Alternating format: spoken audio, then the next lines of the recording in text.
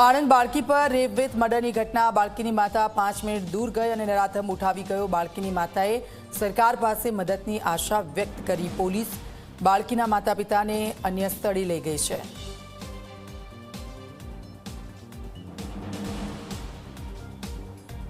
મને હવારમાં એની લાશ મળી।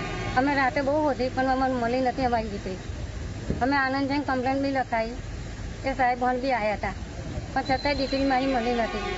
મને હવારમાં 6 વાગે મારી દીકરીની લાશ મળી। મને મરણ થઈ પડી। શું થયું હતું? શું એની સાથે?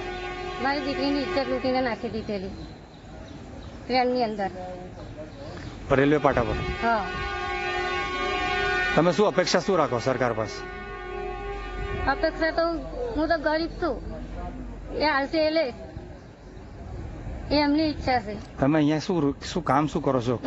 હું બોટલ વેનું છું અને મારી 2 દીકરીઓ પાલવતી હતી। હું આ કુલર મેં ખાવા બનાવું છું અને 12 છોકરીઓ ખવડાવી રેલવે સ્ટેશને ઊંઘી જતી હતી। ખાલી 5 જ મિનિટ બહાર નીકળીને મારી દીકરી ગાયબ થઈ ગઈ।